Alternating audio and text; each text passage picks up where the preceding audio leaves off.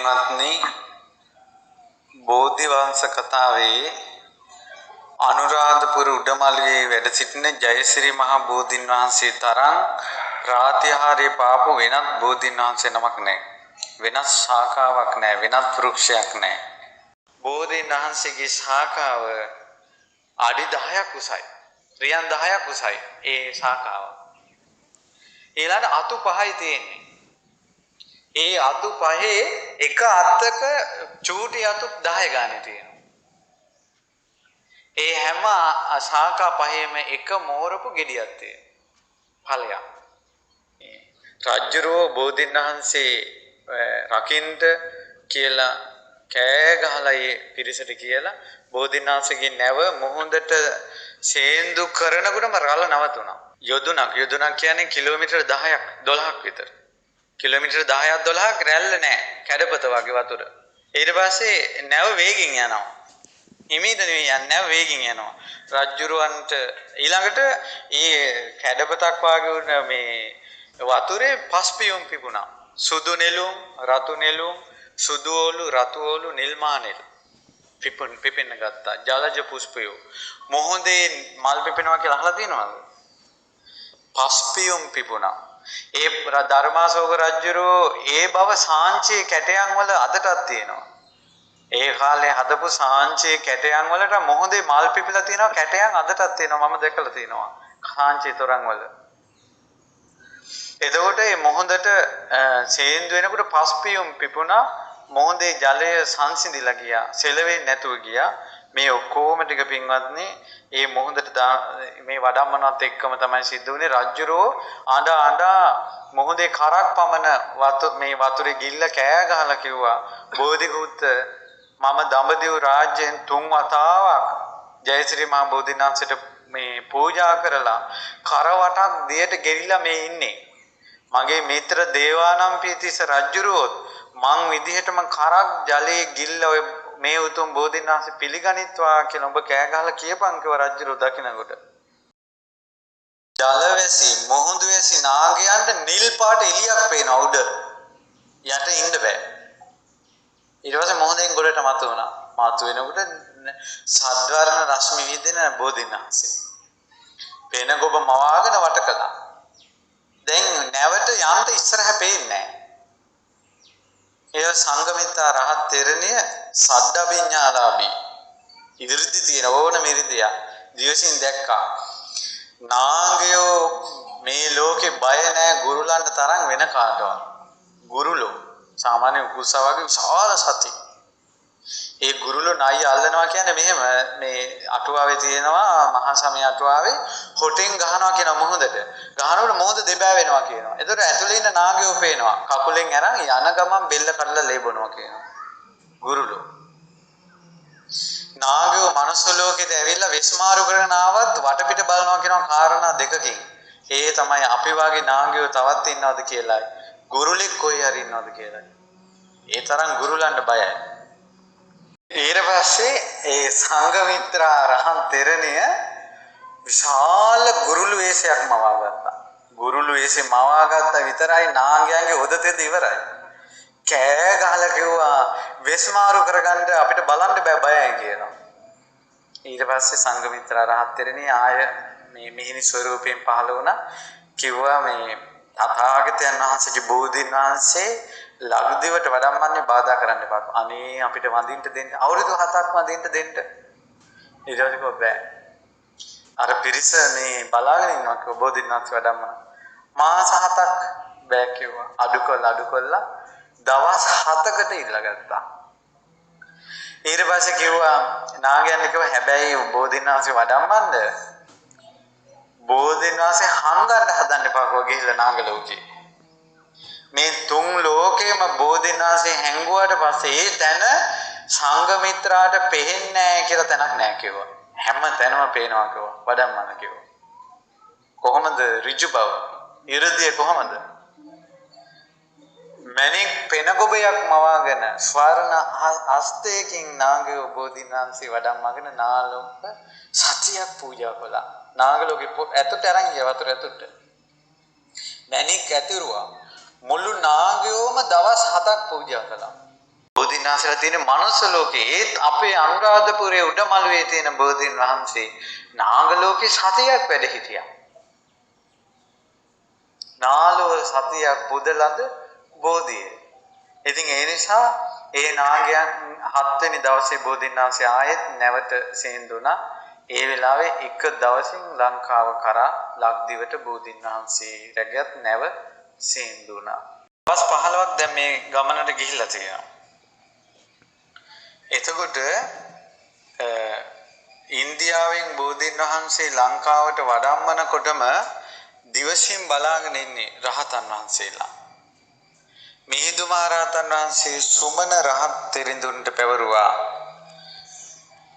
බෝධීන් වහන්සේ වඩම්මන මාවත පිළිසකර කරවන්න හදවන්න කියලා. දවස් 14ක් ඇතුළත යාපනයේ ඉඳලා ජම්බුකොළ පට්ටන දඹකොළ පටුනේ ඉඳලා අනුරාධපුරයට සම්පූර්ණ පාර හැදුවා. දවස් 14කින් රහතන් වහන්සේලා ඉරිදීන් උදව් කරන්න ඇති. ගොඩාක් ඉරිදීන් උදව් කරන්න ඇති. මාවත හදලා සම්පූර්ණ සුදු එළි ඇතිරෙව්වා. අතුරුල දෙපැත්තේ මේ තියෙන විදිහට පුන්කලස් තිබ්බා.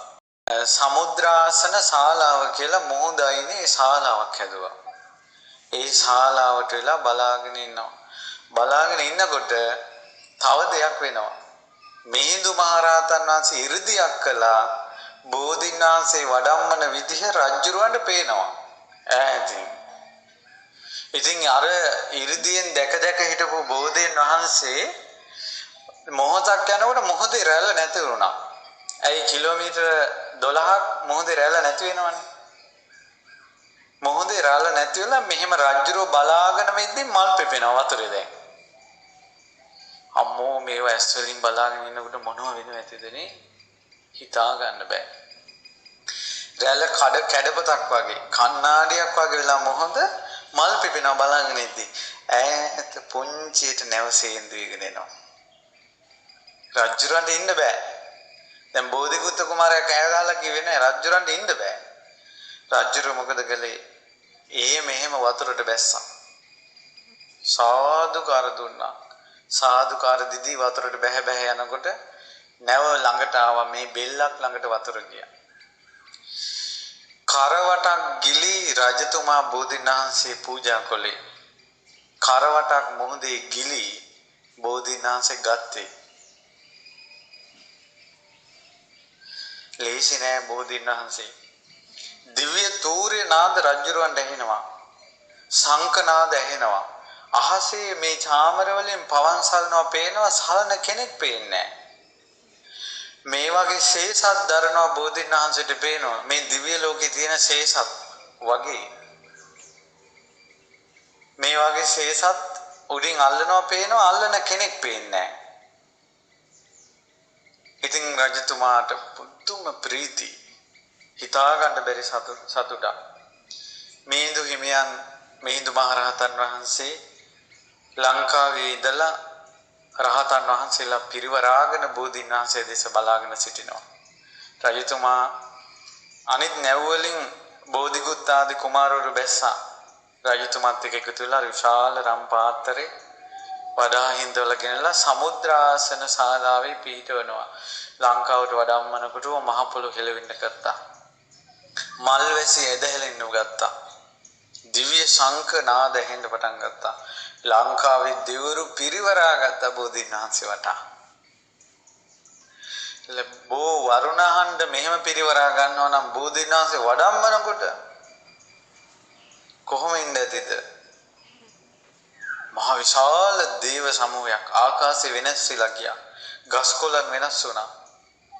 මේ ලංකාව සැනසීලා ගියා බෝධීන් වහන්සේ නිසා. ඊට පස්සේ රජතුමා සාදුකාර දිදී කියනවා ස්වාමීනි මේ භාග්‍යවත් බුදුරජාණන් වහන්සේ ඔබ වහන්සේට මේ ලංකා ධරණී තලය පූජා කරමි පූජා වේවා කියලා ලක්දිව ජයසිරි මහ බෝධීන් වහන්සේට පූජා කළා. ඊට පස්සේ තේවංක ගමට වැඩම කළා. ඒ කාලේ තිබ්බනම් ඊට පස්සේ මාර්ගයේ තනිකර පස්පියුම් වලින් සරසලා නිල් මල් නිල් මානිල් රතු ඕලු සුදු ඕලු ඊළඟට සුදු නෙළුම් රතු නෙළුම් අනේක ප්‍රකාර පිච්චමල් පූජා කර කර පංචතූරේ නාදේ මැද්දේ බෝධීන් වහන්සේ වඩම්මනවා අනුරාධපුරයට. අනුරාධපුරයට වඩම්මද්දී අනුරාධපුරේ උතුරු දොරටුවෙන් හෙටයි උඳුවක් පෝය කියලා. හෙටයි උඳුවක් පෝය කියලා හවස් යාමේ උතුරු දොරටුවෙන් වඩම්මනවා. වඩම්මනකොට බුදුරජාණන් වහන්සේලා වැඩ හිටපු භූමිය දිවසින් දකින සුමන සාමණේරයන් වහන්සේ අර භාග්‍යවතුන් වහන්සේ වැඩ හිටපු භූමිය සුද්ධ කරලා පිච්චමල් ඉහලා වටේට පොන් කලස් තියලා තියෙනවා. පොන් කලස් තියලා තියෙනවා. උතුරු දොරටුවෙන් වඩම්මලා මේ වාගේ භූමිය සුද්ධ කරලා තියෙද්දි භූමියේ තැම්පත් කරන් දිගොත්ත ආදී කුමාරවරුන්ගේ අතින් රජුරු මෙහෙම ගන්නකොටම ඒ අයගේ අතෙන් ගිලිහෙනවත් එක්කම බෝධීන් වහන්සේ අසූරියනක ආකාශයට පැන නැංගා. අසූරියනම් කියන්නේ අඩි 120ක්. අසූරියනක ආකාශයේ දැන් අනුරාධපුරේ අහස බොමඩුවට ගියාට පස්සේ අහස පැන නැංගලා මහත් වූ ප්‍රාතිහාර්ය පාන්න පටන් ගත්තා. සග්වර්ණ බුද්ධ රශ්මි ධාරා විහිදෙනවා ආලෝක විහිදෙනවා. පින්වත්නි මෙන්න මේ කතාව අහන්න. බෝධීන් වහන්සේ අහසට පැන නැගිලා විහිදවපු රශ්මි ධාරා මේ සක්වලින් උඩට ගිහිලා තවමත් උඩට රැස් විහිදෙනවා කියනවා. ඒ රැස් නැති වෙන්නේ ධාතු පරිනිර්වාණය වුණ දවසට කියනවා. පොළොව කිඳා බැහැගෙන විහිදුන රැස් පොළොව සිසාරා ජලයේ සිසාරා මේ පෘථුවිය යහපැත්තෙන් මතුවලා සක්වල කෙරවලට යනවා කියන තවම ඒ රශ්මි ධාරාව වේදෙනවා කියනවා. ඒ රශ්මි ධාරාව නැති වෙන්නේ ධාතු පරිනිර්වාණය වෙන දවසට. ඊට පස්සේ පින්වත්නි අනේක ප්‍රකාර වූ ප්‍රාතිහාර්ය පාමින් සවස් වෙනකල් වැඩ ඉන්නවා. ඒව බුදුරජාණන් වහන්සේගේ අදිෂ්ඨාන වලා ගැබකින් වැහිලා ගියා. දවස් 7ක් රජුරු ගියේ නැහැ එතනින්. සංඝ රහතන් වහන්සේලා පිරිත් කියා හිටියා. ඊට පස්සේ ඒ උතුම් බෝධීන් වහන්සේ වලාකුලෙන් මෑත් වෙලා නිල් පාට රැස් විහිදුවා. තවත් වෙලාවක නීල පීත ලෝහිත ඕදාත මහන් ජේෂ්ඨ කියන සඩ්වර්ණ බුද්ධ රශ්මි දහරා විහිදුවා ආකාශයේ වැඩ හිටියා. වඩින්ට මහ පොළොවට කියලා ආරාධනා කරද්දිනොත් වඩින්නේ නැහැ. මඟුල් දිර ගැහුවා. චන්ද්‍රගුප්ත කියන කුමාරයා. එතකොට තමයි මහා බෝහාඳුර බිමට වැඩි හැන්දෑවේ බෝධීන් වහන්සේ ආකාශයෙන් බිමට වඩම්මලා කවුරුත් රෝපණය කළේ නැහැ. අපේ අනුරාධපුර උඩමළුවේ බෝධීන් වහන්සේ ඔච්චර උසකත් නෙවෙයි ඒ කාලේ. දැන් ටික ටික පස් ගොඩ වෙලා. සාමාන්‍ය මිනිස්යාගේ මට්ටමින් යම් උසක. ආකාශයෙන් වැඩලා හරියටම සෑම බුදුරජාණන් වහන්සේ නමක්ම අසුන්ගත් තැන බෝධීන් වහන්සේමයි තීරණය කළේ. බෝධීන් වහන්සේ ආකාශයෙන් වැඩලා අර බුදුරජාණන් වහන්සේ වැඩ හිටපු තැනම වැඩ හිටියා. ඇයි ඉතින් බුදු කෙනෙක් නේ. බුදුරජාණන් වහන්සේ වැඩ හිටපු තැන වැඩ ඉන්නේ බුදුරජාණන් වහන්සේනේ. දිවමං බුදුන් ඇනි වූ බෝරජාණන් වහන්සේ බෝධීන් වහන්සේ වැඩ හිටියා. වැඩ ඉඳලා ඒ බෝධීන් වහන්සේගේ පාත්‍රයේ පිටින් මුල් මෙහෙම මිනිස්සු බලාගෙන ඉතින් රජුරෝ බලාගෙන හම්මේ ඒ ප්‍රාතිහාර්ය දැකලා 10000ක් අනුරාධපුර ජයශ්‍රී මහ බෝමළුවේ අරහත්ත්වයටපත් වෙලා තියෙනවා. හිත සාන්ත වෙලා නිකිලිසුණා. ඊට පස්සේ බෝධීන් වහන්සේ දිහා වැඳගෙන ඉන්නකොට මිහිඳු මහරහතන් වහන්සේ දැක්කා බෝ බීජේ හොඳටම ඉදිලා දැන් වැටෙන්න ළඟයි කියලා. මිහිඳු මහරහතන් වහන්සේ බෝධීන් වහන්සේට වඳිද්දී මිහිඳු මහරහතන් වහන්සේ ළඟටම සියලු දෙනා බලාගෙන ඉද්දී නැගෙනහිර ශාඛාවේ බෝධීන් වහන්සේගේ බීජේ වැටුණා. ඒ වැටුණාට පස්සේ ඒ බීජේ මිහිඳු මහරහතන් වහන්සේ රැගෙන සුවඳ පාත්‍රයක් ගෙනල්ලා සුවඳ මේ පස් පුරවලා ඒ බෝධීන් වහන්සේගේ බීජය මෙහෙම පස්වල මෙහෙම පොඩි කරලා දැන් මෙහෙම දැම්මා. ඒ ෂණෙහිම ඒ මොහොතේම සියලු දෙනා බලබලා සිටියේදී රියන් 4ක් උසට බෝධීන් වහන්සේලා 8 නමක් හැදුනා. නැගෙනහිර ශාඛාවේ බෝ බීජයෙන් ඒ වෙලාවෙම බලබලා ඉද්දින් ශාඛා 8ක් පැල 8ක් පැලුණා. ඒ වෙලාවෙම බීජේ තිබ්බ විතරයි. අන්නේ ඒ පැල 8ට තමයි ඒ බෝධීන් වහන්සේලා 8ට තමයි අෂ්ටඵල බෝධීන් වහන්සේලා කියලා කියන්නේ. අනුරාධපුර පිහිටි අනුහසින් සපිරි ජයශ්‍රී මහා බෝධීන් වහන්සේ පැතින් නමදිමු. සුපතිට්ඨිත රට්ටානුරාධපුරේ සමදිට්ඨිත දක්ඛින සාක භවං සුභමේ